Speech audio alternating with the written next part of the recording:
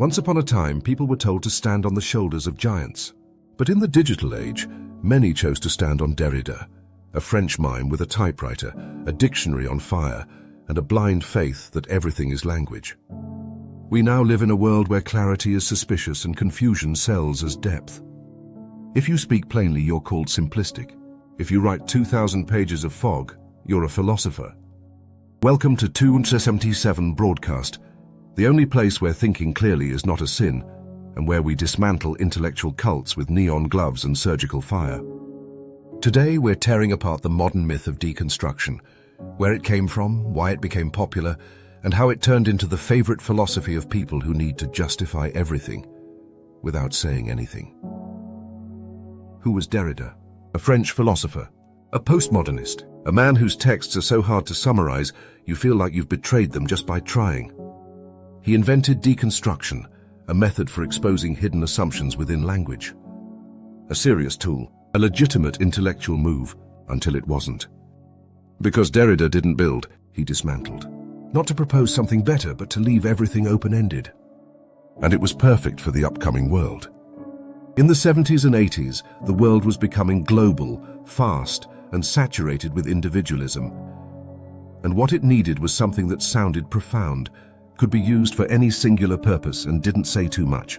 Had you chosen Nietzsche, Camus, or Russell, you'd be forced to confront uncomfortable truths, sharp phrases, and a call to either action or despair. But Derrida? Derrida lets you be everything and nothing at the same time. It's quantum philosophy. You're both committed and detached. So why Derrida and not Camus? Because Derrida doesn't demand ethics, just interpretation. And in the era of self-expression, that's paradise. If existentialism is the agony of being free, deconstruction is the relief of never having to say anything clearly. Believing that becoming aware of a word's historical baggage makes you free is like thinking that knowing the source of your anxiety cures it. Spoiler, it doesn't. You know civilization has colonial overtones? Cool. That doesn't stop you from using it to exclude, manipulate, or posture. But many stop right there. I named it, so I've transcended it. No, bro. You mentioned it.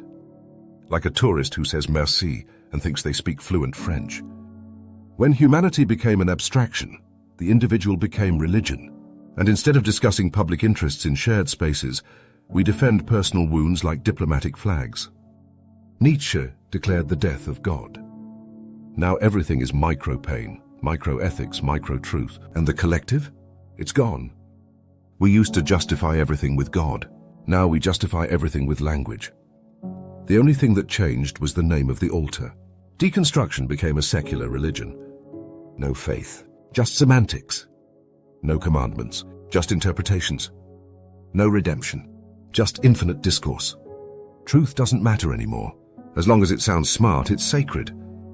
So if you're using deconstruction to look like you understand something deep, maybe you don't need another text. Maybe you need silence and a real conversation. Because when philosophy becomes a way to avoid taking a stance, it's no longer philosophy. It's cowardice in elegant clothing.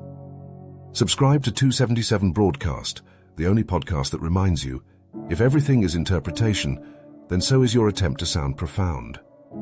And remember, if Derrida handed us a scalpel, you turned it into a fog machine. Congratulations, you made confusion look noble. But someone has to say it. You're not a thinker. You're a smoke detector with a Twitter account.